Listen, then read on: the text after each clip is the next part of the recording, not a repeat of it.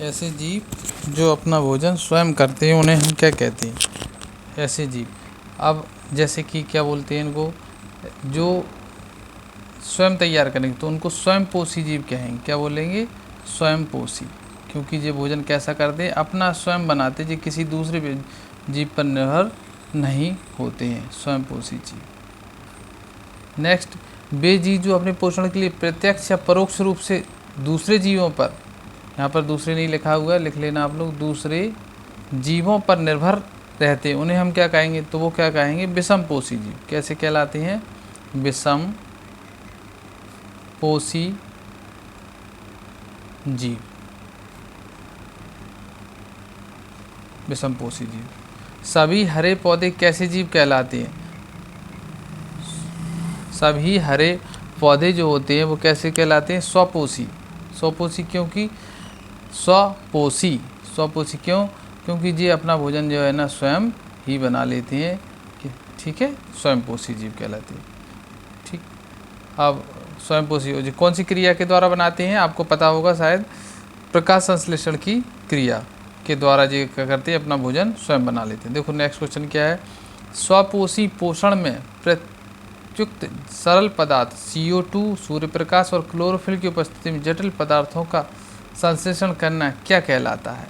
तो हम उसको क्या कहेंगे? संश्लेषण का करना। भाई ये कौन सी क्रिया को दर्शा रहे हैं?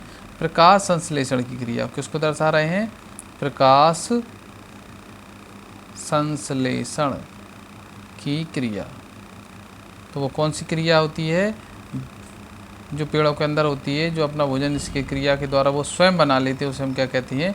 प्रकाश संश्लेषण की क्रिया कहते हैं। आया समझ में? नेक्स्ट क्वेश्चन देखते हैं अपन, इधर क्या है।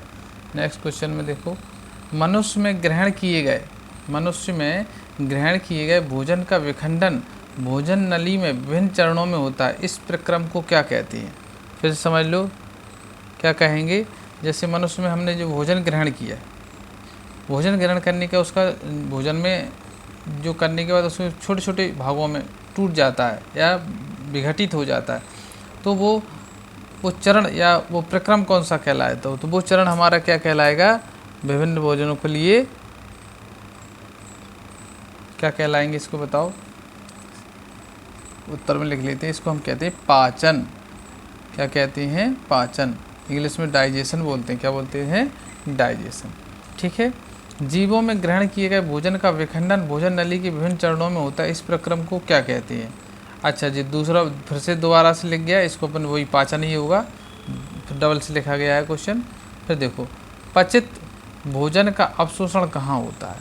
पचित भोजन का अवशोषण कहाँ होता है? तो इसका आंसर होगा क्षुद्रांत। क्या आंसर होगा इसका? क्षुद्रांत। लिख लो इसको, क्षुद्रांत। इसको हम छोटी आंत भी बोलते हैं। क्या बोलते हैं? छोटी आंत, स्मॉल इंटेस्टाइन। ठीक। तो पचित भोजन का अवशोषण कहाँ होता है? पूर्ण रूपेण क्षुद्रांत, मतलब छोटी आंत में। श्वसन प्रक्रम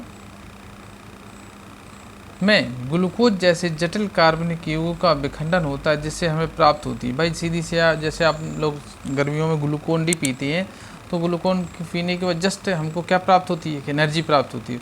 और हमारे शरीर में एनर्जी किस रूप में प्राप्त होती है?